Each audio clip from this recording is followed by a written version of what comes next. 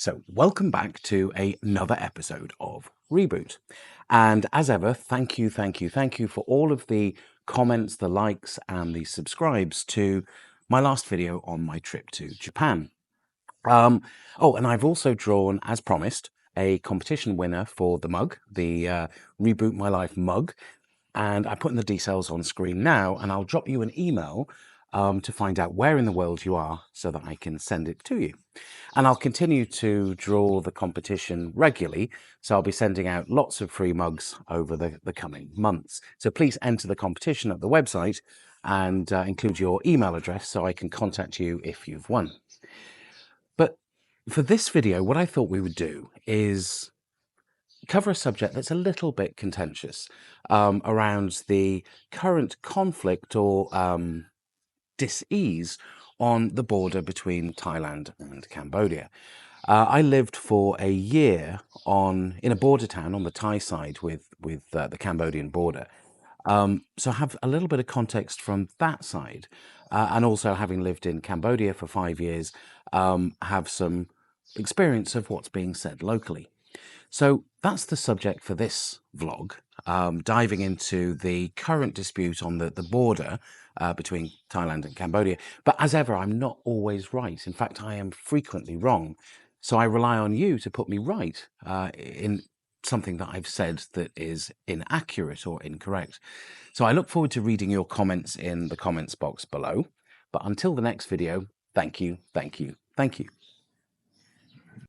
So if you're confused about what's going on between Thailand and Cambodia right now, you're not alone. To someone who's not from this region, it might seem like a minor dispute over an old temple, or perhaps a cultural misunderstanding blown out of all proportion. But I think the reality is far more layered, more emotional, and more complex. This video is not an attack on anyone, it's just my perspective, formed through reading, observing, listening, and trying to learn. And if I've got any part of this wrong, I hope viewers from both sides will help me get it right. But the one thing that I have noticed is every time I speak positively about Cambodia, whether that be praising Angkor Wat, admiring the country's cultural resilience, or simply commenting on its place in history, I receive a flood of criticism, mainly from Thai voices. Some argue Cambodia is claiming too much, others go a lot further, questioning the DNA of modern Cambodians, suggesting the empire belonged to someone else. Some even insist that the people who built Angkor weren't Cambodian at all. But one of the most subtle tools, I think, in this reframing is language. Increasingly, I've seen the word Khom used in Thai discourse instead of Khmer. And from what I understand, it's not just semantics. It's an attempt, deliberate or not, to separate the grandeur of ancient Angkor from the modern Cambodian people, as if the Khom are a mysterious ancient group distinct from today's Khmer. Then, I guess in that sense, it becomes easier to frame Cambodia as culturally inferior rather than the cultural originator. It's kind of a distancing strategy, and for many Cambodians, it feels like erasure. I genuinely don't have a side in this. I have friends in both countries. I live in the region. I simply want to understand, and in doing so, perhaps offer a space for others to reflect as well. So, to make sense of what's happening now, the emotions, the arguments, the anger, I think we need to rewind. Not just to 1962, not even 1907, but centuries earlier, when Cambodia was not a small country trying to defend its past, but the center of a vast empire that shaped the region around it. So the Khmer Empire wasn't just a regional power. For hundreds of years, it was the regional power. Stretching across what is now Cambodia, Laos, southern Vietnam, and much of Thailand, the Khmer Empire reached its zenith between the 11th and 13th centuries. Its capital, Angkor, was one of the largest and most sophisticated cities on Earth. With its vast reservoirs, canal systems, causeways, and temples, Angkor was a marvel of engineering and spiritual devotion. But what is remarkable is how far this influence extended. Khmer-style temples, unmistakable in form, were built hundreds of kilometers beyond today's Cambodian borders. Some of the most well-known examples, Pimai Phnom Rung, are now inside Thailand. These weren't imitations, they were part of the same system built under Khmer rulers and staffed by Khmer priests. Yet when you visit these temples today, there's often no mention of the Khmer Empire.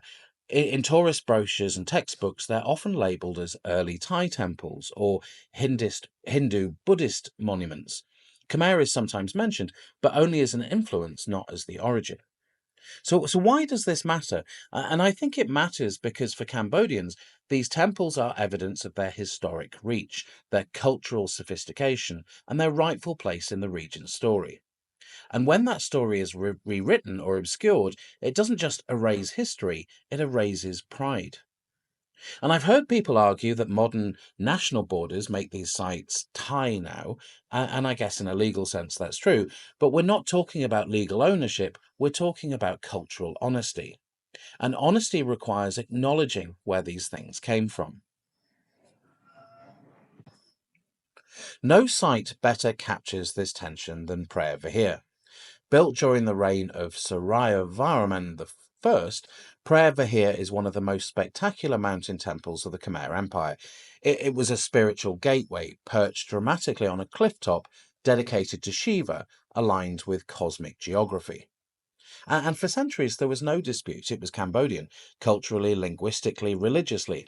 But then came colonialism. When the French controlled Cambodia, they began redrawing maps. And one of those maps, published in 1907, Preah Vihear was placed on the Cambodian side of the watershed, a key boundary marker. Thailand, then Siam, accepted the map at the time, but decades later the issue resurfaced. In 1962, the International Court of Justice ruled that Preah Vihear belonged to Cambodia, and Thailand wasn't happy, but it accepted the ruling publicly. Then in 2008, Cambodia submitted Preah Vihear for UNESCO World Heritage status. That act, which to all outside seemed like a cultural celebration, reignited decades of tension. Thailand argued that the listing included disputed land around the temple. Cambodia argued that the listing was for the temple itself, already ruled theirs. And the result? Clashes, soldiers deployed, civilians evacuated, lives lost. And from what I've learned, the legal side is fairly clear, but emotionally, symbolically, it's not. For many in Thailand, Preah Vihear feels like it should be part of their story. For many in Cambodia, it's one of the few moments when international law recognised their history, and to have it challenged again feels like salt in an old wound. So to understand why these disputes keep resurfacing, we have to talk about the border itself. The Cambodian-Thailand border, as it exists today, is largely the product of colonial negotiations. In the late 19th and early 20th centuries, French Indochina and the Kingdom of Siam entered into a series of agreements to define their territories. But the maps they produced, whilst seemingly formal, were inconsistent, at times ambiguous, and often based on European priorities rather than local realities. So one of the most referenced maps is the 1907 Annex 1 map, created by French surveyors. It shows Preah Vihear clearly on the Cambodian side. This map was accepted by Siamese authorities at the time, but never fully integrated into Thai domestic law. In later decades, Thai authorities began to question the legitimacy of the map, arguing it was never properly approved.